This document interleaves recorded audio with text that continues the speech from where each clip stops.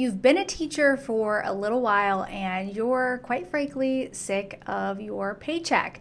You get it once a month like I do, you see it, and you're really disheartened because you're not making very much money. I get it. I've been in the classroom for 10 years, and although I have 2 master's degrees, there has been times where I've been very frustrated with my teacher paycheck, whether it was trying to pay off student loans or my car. And in today's video, I'm going to give you some Teachers Pay Teachers product ideas so you can start seeing $100 days and your teacher paycheck will just be in the past. You won't even worry about it anymore, and there will be zero stress when it comes to looking at your bank account.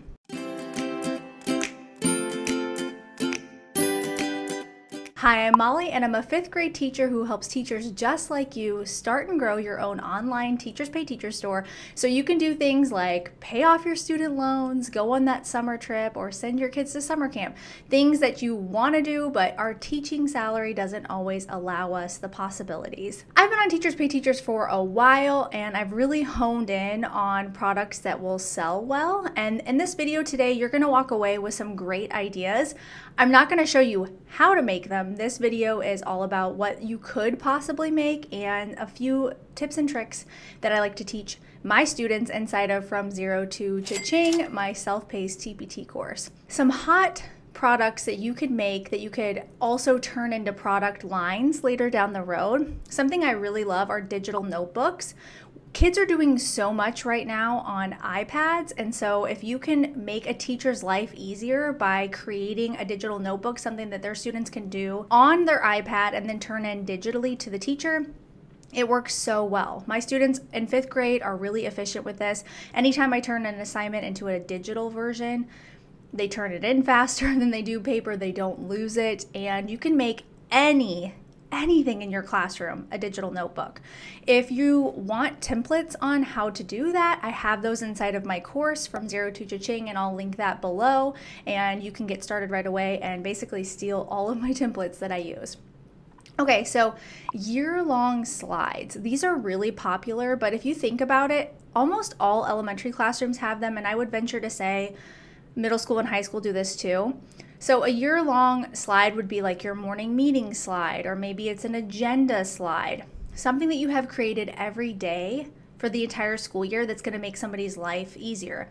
A lot of times morning meeting slides might have the question of the day, like maybe your responsive classroom. Maybe you're like me and you like to have a morning meeting still in 5th grade. I know some 5th grade teachers just don't do that anymore, but I like to have slides for that. And I like a welcome slide even for my students when they come in so they know what they need to put away. They get used to it after a while, but I like to change it every day so it's fun. So you probably are creating those for your classroom, and you could be selling them to other teachers and they would be really functional and helpful. Okay, so another idea is any kind of year-long bundle. So let's say you're a kindergarten teacher and you have really great math station activities that you've put together. You have them for every single month. So you could have every month selling on TPT. Then you could have a year-long bundle where you're bundling them together, and the person that purchases gets to save a lot of money because they're bundling.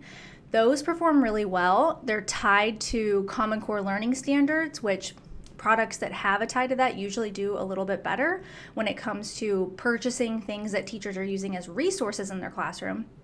So I would recommend looking over the things you've already made on your external hard drive and figuring out how you could turn it into a product.